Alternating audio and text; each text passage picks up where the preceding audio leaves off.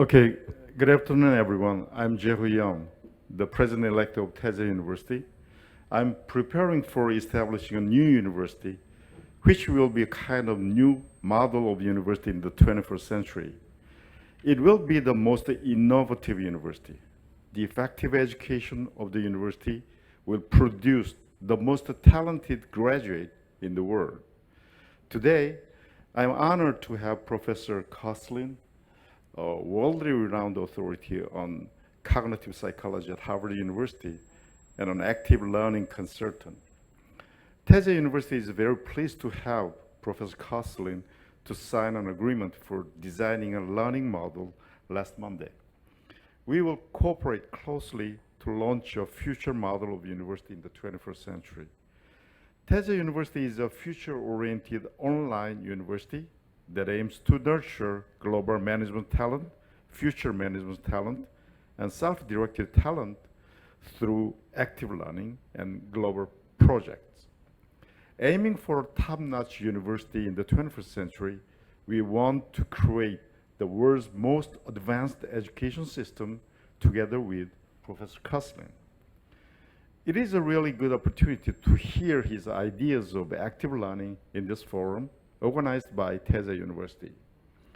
It is my honor and pleasure to preside the discussion session of the forum.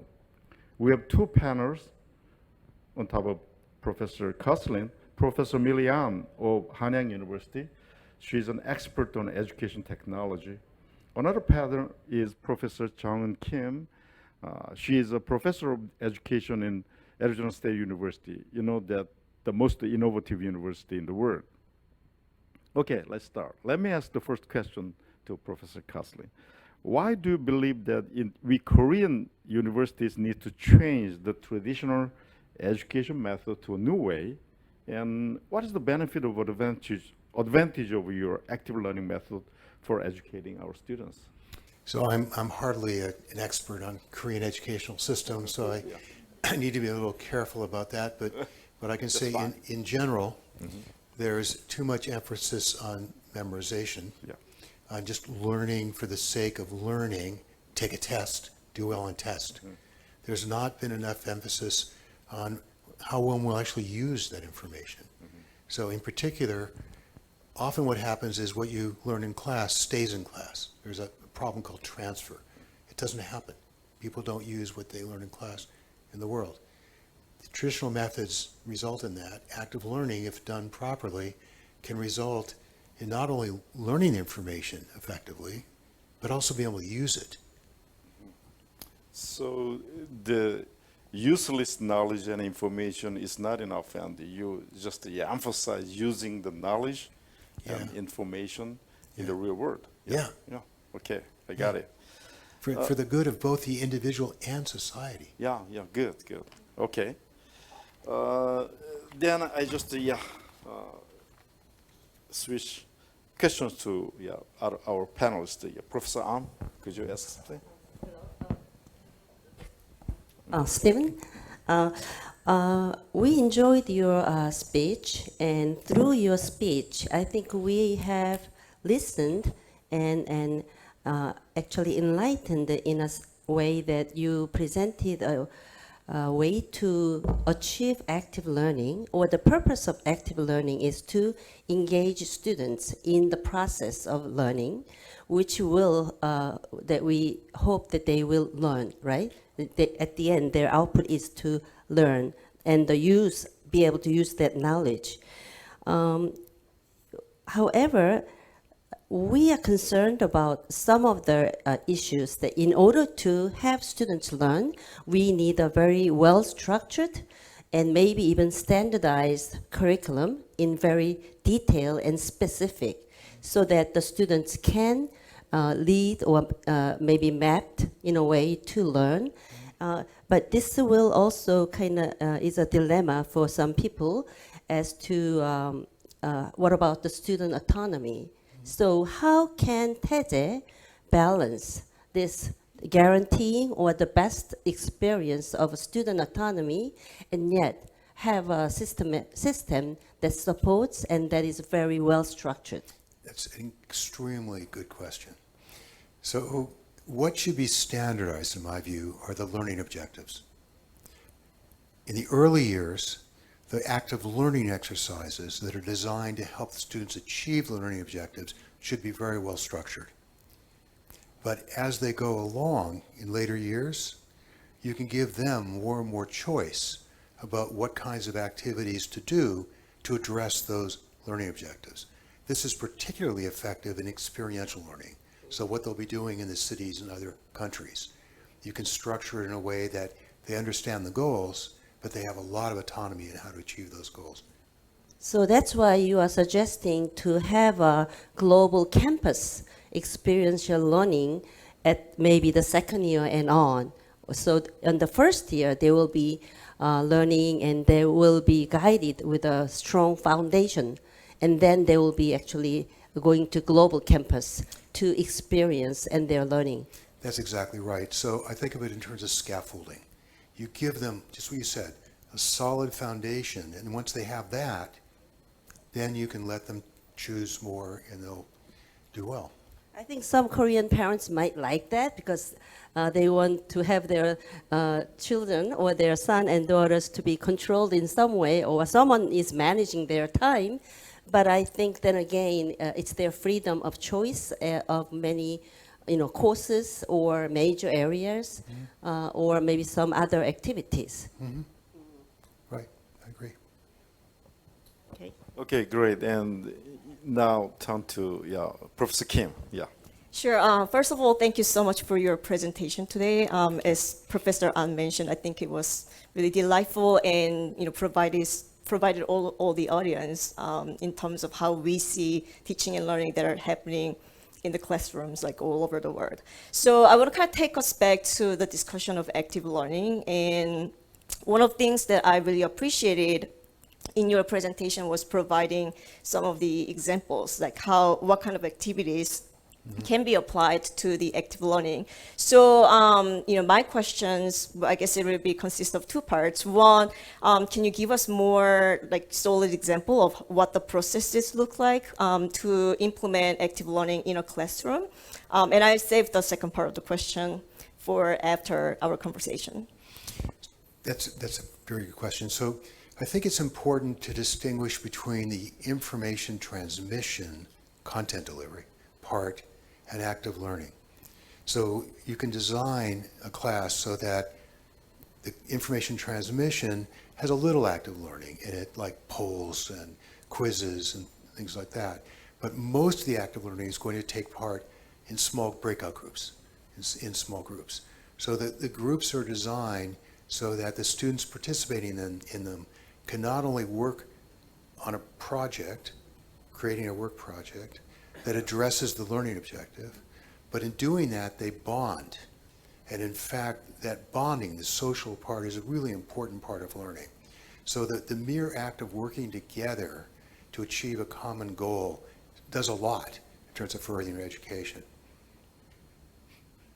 Yeah, thanks for the answer. So the second part is, the idea that you just conveyed, I'm individually, kind of envisioning okay, how can I incorporate that in my own teaching process, right? But at the same time, one of the things I think that a lot of institutions faced was during COVID-19, you have to move your teaching and learning to online, which is kind of similar setting to what Taejae University will be having. So the next question is, how do you envision implementing active learning in the classrooms that are happening online, such as the ones that are happening at Taejae University? Right. So again, this distinction between the information transmission, that is the lecture part, and breakout groups, really important. So the first part, you can have recordings, as you're planning on doing, of the content, or use other people's recordings, as you also talked about, framed in a way where they can understand what the learning objectives are, so they know why they're listening to this, what the purpose is. And then after they get some content, they go into groups in breakout rooms, so you can do this in Zoom very easily. And in fact, Zoom allows you to use spreadsheets to specify which students go in which rooms, so you can use various kinds of data about the students to help have very effective and efficient breakout room groups. And they can then address the activity that's been designed to help them achieve the learning objective. So I think you can use something like Canvas, a learning management system, to store the information you need to specify both the lecture content delivery parts and also the instructions and things that help the students produce the work product in the breakout groups. And you can use Zoom to actually do the synchronous online part. And the two can work quite well in tandem. I asked a question about the whole system. You talked about very specific and detailed structure. The system is important. And then what Professor Kim asked you and your answers revealed that I think Taejae University will actually work on the design of the course, maybe spending more than 50% of their energy in preparing these lessons and learning objectives. Yeah, I think learning objectives is the absolute key.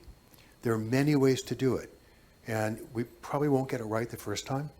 So we have to have an open attitude that we collect data on how well things are working and be willing to revise, because not everything's going to work as well as it could.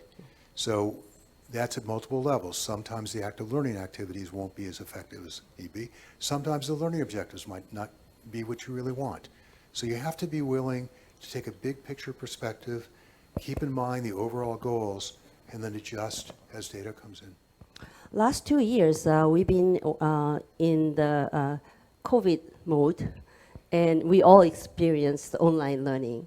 And somehow the teachers and all the students have experienced the good part of online learning, but also some disadvantage or maybe bad habits of online learning. And I think the Taejae universities and you, with your consulting, I think it's going to be very different. It's going to be an innovative approach to online learning and hybrid learning. And my question is, you know, the higher education will have to embrace this online learning from now on in one form or another, as you said, hybrid learning part. Now, Taejae embraced the campusless. We will have no campus like traditional universities.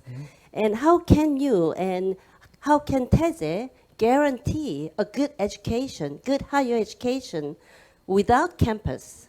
And can you give some of your suggestions that Taejae students will get out of Taejae without campus? So there are many different functions of education. Some are social, where it is important to interact personally, but the educational part, I don't think depends on interacting personally. I think the content transmission can be done via recordings or live lectures, and you can watch on a screen.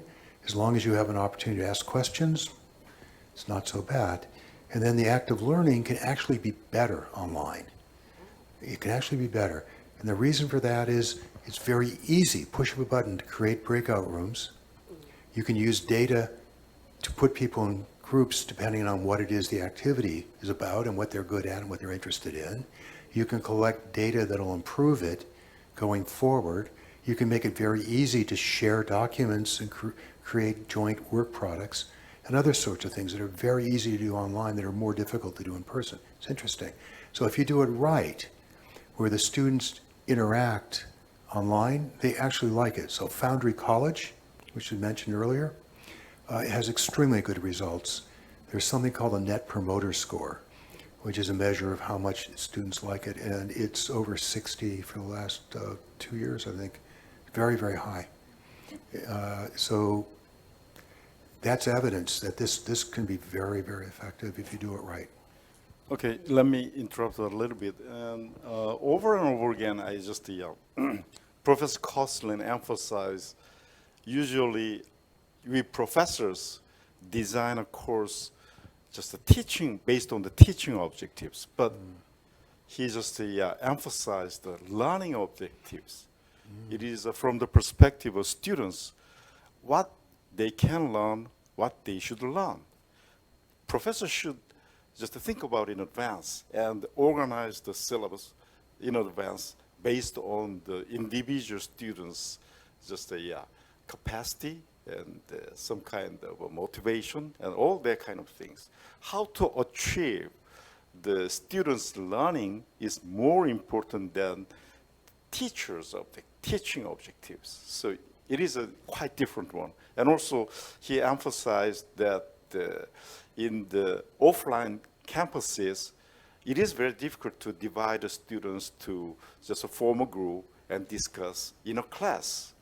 But in this kind of online just a system, LMS, they can easily divide it up at the different places and form a group and discuss a lot of things and just convene again and just evaluate professors, their discussions or something like that. Or sometimes professors can jump into the discussions among the different groups or something like this. So it may be some kind of a new, just a way of teaching and learning in the 21st century. So in that sense, it has good advantage of online education. He's emphasizing that. Yeah, I understand. Exactly. I agree. So what President Yum said and what Stephen says is that the data that it enabled by the system to collect, that will be analyzed to actually customize students' individual and their maybe adaptive learning part of with the system. So that makes online learning even more effective and more doable and possible. Absolutely right. I'm convinced. Yeah, I think you're right. Okay, go ahead. Yeah.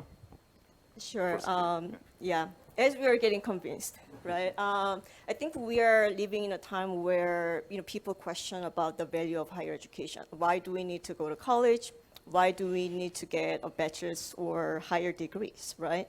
So one of the questions I have to you is, how would you define collegiate or student outcomes? So it comes back to learning objectives.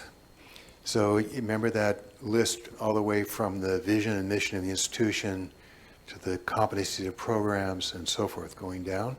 There are learning objectives associated with each. So depending on what the learning objectives are, you measure different things.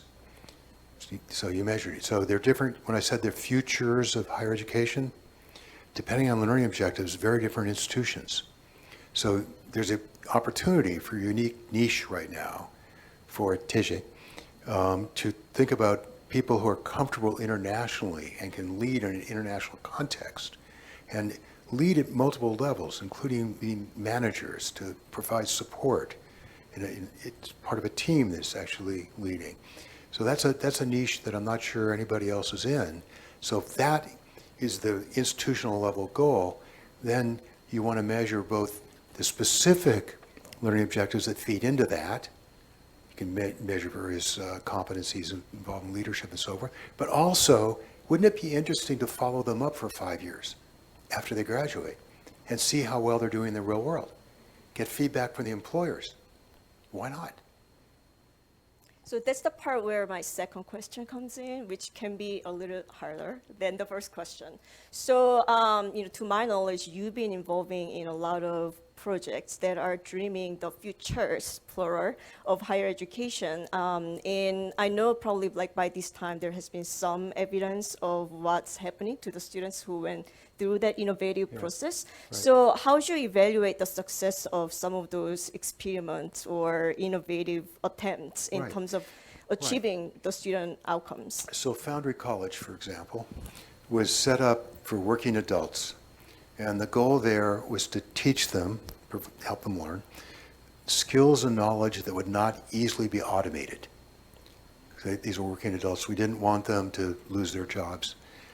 So we taught them some basic human skills, and then they would get a third-party job credential, like entry-level Salesforce administrator or project administrator or so on. And then they got jobs. They actually got jobs. So that, the real world. Yeah, probably in that sense, we have a very big vision to make them as world leaders in various ways, but it will take time to just find out their outcomes. But from his point of view, I understand that the kind of learning capacity, and also not only learning, but he just mentioned the human skills, that is communication, interaction, understand others, and empathy, and all these kind of things are well developed in the just the foundational, just competency courses. So as Professor An just raises, that is a very serious question that we have in mind, that is the autonomy or totally just a well-designed system is a very serious problem. So for the first year, because Korean just high school graduate, they are not trained in that kind of critical thinking or creative thinking or communication and that kind of thing. So we are going to design very nicely and just a scaffolding or something like that. You just mentioned that. And then we train it very harshly in the first year. And then in the first semester of the second year, they take the two different second language, foreign languages, and also the Python, the computer languages, a tightly, just a well-designed one. And we are going to send them to foreign countries, 4 different countries. But during the summer vacations, around 8 weeks or just 2 months, we're going to provide some kind of well-designed RC program.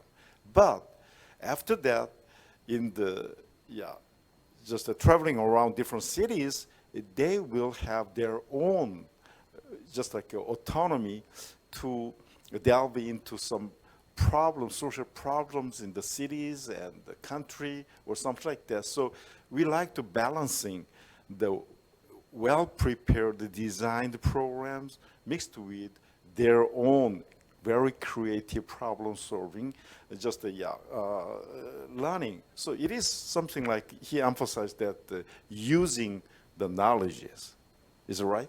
Yeah. But you know, I'm reminded there was a book by a French philosopher named Jean-Paul Sartre called Being and Nothingness, which I had to read as an undergraduate. There was one image that really stuck in my mind. So the book is about freedom. And someone said to Sartre, we're not totally free. We can't walk through walls, and so forth. And Sartre said, you remind me of a pigeon. The pigeon is flying along, and it's thinking to itself, oh, if it only wasn't for this air, I could go so much faster. The air holding it back.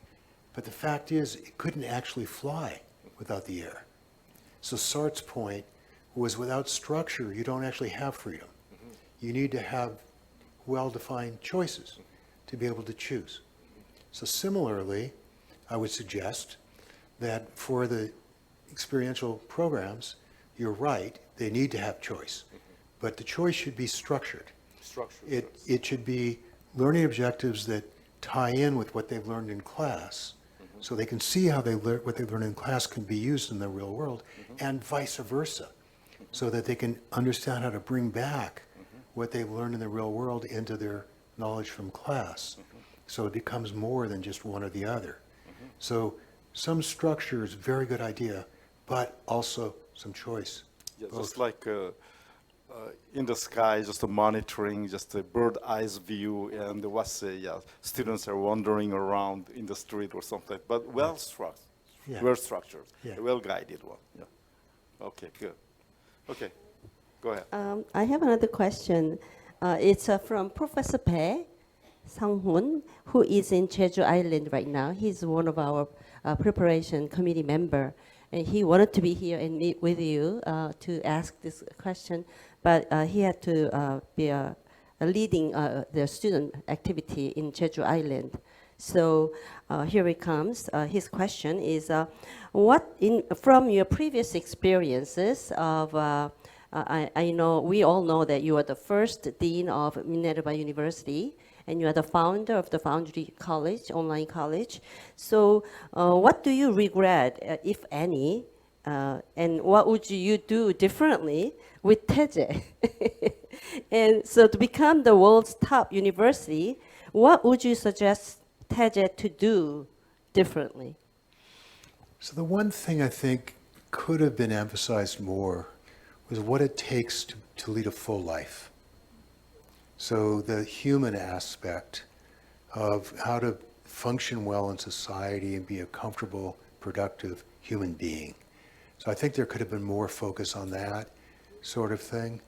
And I think part of the way to achieve that is by thinking about how to integrate the experiential part with the classroom part better. So I think that is a real use of experiential because it involves humans in context in a way that can help you mature and develop your perspectives and insights to grow as a person. So you're suggesting that integration of the experiential learning with classroom learning, that we can enhance their whole humanity, Yeah. and that also will help them to grow as, Yes. as a vision for Taejae University. Do you see that maybe you missed that, or that was not integrated well? It wasn't done as well as it could have been, perhaps. I mean, see. it's hard, and the focus was on some other things, so it was understandable. I mean, I think the key is, again, things iterate. You start with the best you can, and then you get data, feedback, and you improve. And you have to keep that attitude of continually growing, changing, adapting. The world changes around you. It doesn't stay the same. So even if it worked really well now, it may not work well next year. So that attitude is really, really important. So the other efforts that I'm involved in, I thought were quite good for what they did at the time to begin with. But in terms of my looking back now, you asked what I regret, I probably would have thought more about that than I did at the time. So you can just suggest the more improved way, how to, especially for Taejae students, and you are just applying the better methods. Yeah, that's good. And it is a very new, innovative idea, just having just applying active learning in the class, especially the online classes, and then after that, just they experience some kind of, and challenged by some kind of real complex social problems and solve it by themselves with the assistance of the professors, guidance. So it is quite a balanced, dual approach of the tightly structured one that you mentioned, that scaffolded, in that way. So it is a kind of a new educational method in the 21st century, because in most big universities now they're focusing on the research. So they don't just count on and they consider undergraduate students seriously. They simply teach. That's it. Right. So it is a very serious problem, but you designed, one is actual learning in the class, by way of online, and then in the sort of ground or outside, and experience and utilize their human skills, and then their major courses, informations into the problem solving in the actual scene. Right. So notice what you're doing. You're using learning objectives. So you have implicit, very well defined, problem solving, social problems, and so forth. So by making those explicit for the students, so they understand why they're doing what they're doing, what they're supposed to achieve, better for them, better for us, better for society. Taejae University has three, in that sense, a little bit broad, higher level of the learning objectives. One is, as I said before, we have to train them as some kind of global management talent, not only the local or national level. Probably after 20 or 30 years later, from now on, our students can work all over the world. Probably they cannot stay in Seoul or Korea less than 6 months in a year. So they should consider world issues and global issues. So they have to manage global issues. That is one our learning objectives. The other one is it is related to the future management talent, not just a backward or past experience and that kind of things. So they have to solve the future issues, not traditional one. And the third one is, especially as you mentioned, that in Korean cases, rote memorization and tightly controlled and the right answer, that is the common knowledge accumulation for Korean students. But from now on, they're going to live more than 100 years. So they have to develop their own just capacity and competence by themselves. They have to learn and learn over and over again. So that is the reason why we emphasize the self-directed talent. So you emphasize the learning goal, learning objectives, and our learning objectives for our student success. That is, global management and future management and the self-directed capacity. That is a major thing that my university wants to just raise our children. So I didn't list that human skill. Learning to learn. Yeah, right. That should have been on my list. Yeah, right. That is an essential human skill. Yeah. But I think it's very clear, listening to you, why there's a really good match between Taejae and active learning sciences. Sure. In order to achieve this kind of talent, surely we need some kind of, we just design the 6 competence of the students. That is critical thinking, creative thinking, communication, and interaction, and also global mind, and some kind of diversity or something like this. So those 6 competence, we designed our first year general education or foundational education courses. So probably that is some kind of fundamental groundwork for the human skills, right? That's right. Yes. Good. Yes. Yeah, I just want to underscore that, like, on top of just, doing the work and, like improving teaching and learning, bringing active learning, you try to improve using data. It's not just making decision based off of, like, I feel just making the decision, which I want to emphasize as someone who does higher education research. So that was sort of like, my impression. So, I'm way older than the age where I consider as a high schooler to choose, okay, which university do I want to go and study, right? But I was trying to kind of put myself into the shoe and as the question of, if there are probably a lot of prospective students who wants to come and study at Taejae, so what kind of quality do you expect them to have as a student who wants to come and enjoy the experience? It's not my decision to do this, but if you ask my advice, you want people who have a kind of international interest, frame of mind, who have leadership aptitude and interested in being leaders, who are independent-minded, and not just mind, but also independent so they can function by themselves in different kinds of environment. They should be quite smart, of course. They should be very open and flexible, and they should have a frame of mind that leads them to want to try something really new and be part of something really new.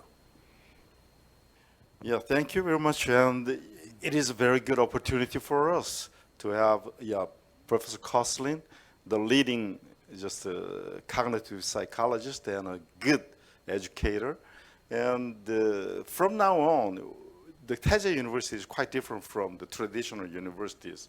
So our teaching method is different, and usually one interesting item is that we train and teach professors before they're doing their instruction. In most cases, traditional universities, professors are doing by themselves to teach. But here, it is well organized and well trained, and Professor Kosslyn and his team will train the professors at least a month in advance, and then every year we will have 2 weeks, just a workshop for training, and the Education Innovation Center will monitor all the courses, and that is recorded, and then evaluate and just improve for the next year. So the professors, every 3 years, they should recontract and something like that. So it is not not like the traditional university, totally different university, and also it is only good for the student success. So it is just starting, and Professor Kosslyn already interviewed and make around 10 small clips, video clips of YouTube, and you're gonna just consider that one later. And then I myself, from July or August, just provide more specific information related to scholarship and the global project and dormitory RC programs and all those kind of things, and the consulting, counseling, and leadership program. And I'm going to make some YouTube clips from now on. So please, just look at those clips, and then I hope a lot of good, talented students apply for Taejae University, and then we hope we're going to change the atmosphere of the Korean universities education in the 21st century and the future. Thank you very much for your attention, and thank you for, You were going to give us a wrap up. Can I just wrap up? Wrap up. Summarize? Yeah, sure, Okay. Go ahead. I think what I heard and what I have researched, the Taejae University is very purposefully, intentionally designed classes, courses, programs. So I feel like it's going to be designed and analyzed purposefully and intentionally with not only Dr. Kosslyn, but also a full staff from the Taejae University. So it seems like it's going to be an innovative university, and I think many people will be very excited. And Taejae is willing to share many of those pedagogy they develop in the future. Sure. I'll just reiterate what Professor An mentioned. As someone who went through the higher education, I'm a product of previous higher education system in Korea, and now I'm looking at the Korean higher education system from outside. So this type of innovative attempts are really exciting for me as someone who studies higher education. And it's kind of nice to see that the direction is going for the student-driven, outcome-driven, individualized learning, and also data-driven. So yeah, I think it's very exciting to see that, and looking forward to see in 5 years where the students are, what they say about the experience, and etc. Good. Very good. Thanks again, Professor Kosslyn. It is a long trip from United States under this kind of COVID-19 pandemic situation. And with his wife, she is an expert in just what is it, the counseling and clinical psychologist, and a very famous person who wrote a lot of books. So it is a very good opportunity, and from now on, he's going to visit Korea under our contract at least twice a year, and then he's going to contribute to the big jump and innovation of Korean higher education. Thank you, all of you, and thank you for panelists and Professor. Thank you. Scott. Thank you all. Thank you. Thank you.